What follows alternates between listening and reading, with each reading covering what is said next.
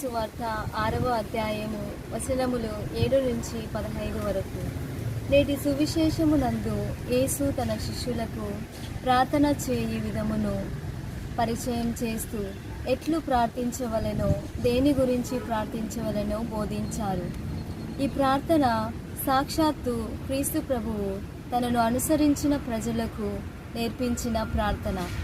మానవుడు దేవునితో సంభాషించే ప్రక్రియను ప్రార్థన అని అంటారు. ప్రార్థన క్రైస్తవ జీవితంలో చాలా ప్రధానమైనది.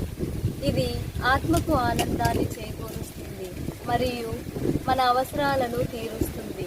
మనం ప్రార్థించేటప్పుడు వ్యర్థమైన ఉచ్చారణలతో కాకుండా భక్తిపూర్వకంగా దేవుణ్ణి స్తుతించి ప్రార్థన అంటే కేవలం నోటి మాటలు కాదు, హృదయం నుండి వెలువడే ప్రేమ భావన. కావున ప్రార్థించటం అంటే ప్రభువుతో మన ప్రేమ భావాన్ని వ్యక్తపరచటం, దేవునితో మనకున్న సత్సంబంధాన్ని బలపరుచుకోవటం. దాని ఫలితమే ఆధ్యాత్మిక జీవితం మరియు అనుగ్రహ జీవితం. క్రీస్తు తన శిష్యులకు నేర్పించిన ప్రార్థన యందు 2 భాగాలున్నవి. మొదటిది పరలోక రాజ్యం గురించి, ప్రభుని ఔన్నత్యం గురించి చెబుతుంది. దేవుణ్ణి తండ్రి అని సంబోధిస్తూ ఆయన రాజ్యం ఇహయందు రావాలని, ఆయన చిత్తం నెరవేరాలని ఈ భాగంలో ప్రార్థిస్తున్నాం. 2వ భాగంలో అవసరాలను విన్నవించుకోవడం, మనకి అనుదిన ఆహారం దయచేయమని, పాప క్షమాపణ దయచేయమని, శోధనల నుండి కీడుల నుండి విమోచన కలిగించమని ప్రార్థిస్తాం. పరలోకమందున్న మా తండ్రి అనేది తొలి పలుకులు. దేవుడు మనందరికీ తండ్రి అని, మనమంతా ఆయన బిడ్డలమని సూచిస్తుంది. సృష్టిని బట్టి ఆయన సకల మానవాళికి సాధారణంగా తండ్రి అయి ఉన్నాడు. మనందరికీ దేవుడు ఒక్కడే. కావున ఇహయందు మనమంతా సహోదరి సహోదర భావం కలిగి జీవించాలి. అంతేకాక ప్రార్థించేటప్పుడు చిన్న బిడ్డ తన తండ్రితో మాట్లాడుతున్నట్లుగా ప్రేమతో ప్రార్థించాలి అని ఈ వాక్యం సూచిస్తుంది. మీ నామం పూజింపబడును గాక. దేవుని నామం పవిత్రమైనది.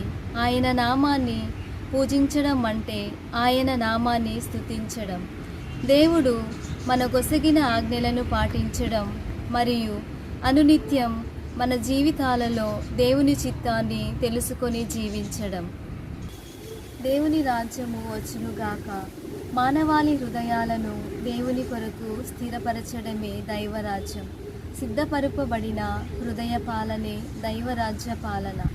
మన హృదయాలను దేవునికి సంపూర్తిగా అర్పించి జీవించుట యందే దైవరాజ్యం ఇమిడి ఉంది అని ఈ వాక్యం తెలియజేస్తుంది. మీ చిత్తం పరలోకం వలె భూలోకంలో నెరవేరునుగాక. ఇక్కడ దేవుని చిత్తం అనగా మనం సకల వస్తువుల కంటే సర్వేశ్వరుని మాత్రమే ప్రేమించాలి. నీ వలె నీ పొరుగు వారిని ప్రేమించాలి. ఇది భూలోకంలో నెరవేరాలి. నానాటికి కావలసిన ఆహారం మాకు నేటికి ఇవ్వండి.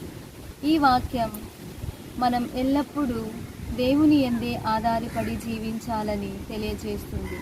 శారీరక బలమును దయచేయమని ప్రార్థన.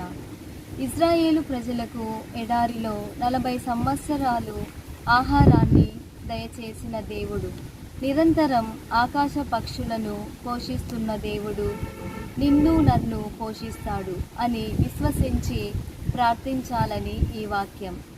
మా యొద్ద అప్పుబడిన వారిని మేము మన్నించున్నట్లే మా అప్పులను మీరు మన్నించండి. మనము పరస్పరము ప్రేమ క్షమాపణ కలిగి జీవించాలని బోధిస్తుంది. క్షమించడం దైవత్వానికి గుర్తు, మనలో ఉన్న దైవత్వాన్ని సూచిస్తుంది. క్షమించడం మన కర్తవ్యం. అంతేకాక మనం అర్పించే అర్పణల కన్నా పొరుగువారితో ఐక్యత కలిగి జీవించుట ప్రభువుకి ఇష్టం అని ఈ వాక్యం తెలియజేస్తుంది. మమ్ము శోధనల యందు ప్రవేశింపక కీడులలో నుండి రక్షింపుము. దుష్టత్వం, కీడులు, సాతాను శోధనల నుండి, పాపముల నుండి మనలను రక్షించమని ప్రార్థన చేస్తున్నాము. శోధనలు మానవ సహజం, వాటికి లొంగటం పాపం. మన అనుదిన జీవితాలలో మనం ఎదుర్కొంటున్న శోధనలను జయించి పాపరహితంగా నిర్మలంగా జీవించుటకు ప్రభు సహాయాన్ని వేడుటను గూర్చి ఈ వాక్యం తెలియజేస్తుంది. కావున ప్రియ సహోదరులారా, క్రీస్తు తన శిష్యులకు నేర్పించిన ఈ ప్రార్థన ఒక జపం కాదు, ఒక ప్రార్థనా విధానం. చాలా చిన్న ప్రార్థన, కానీ ఎంతో లోతైన భావం కలిగి ఉంది. హృదయ శుద్ధి లేకుండా గంటలు తరబడి చేసే ప్రార్థనల కన్నా హృదయ శుద్ధి కలిగి చేసే ఈ చిన్న ప్రార్థన ప్రభువుకు ఎంతో ఆనందాన్ని కలిగిస్తుందని విశ్వసిద్దాం. మనల్ని పూర్తిగా ప్రభువునకు సమర్పించుకొని ప్రార్థిద్దాం. ఆమేన్.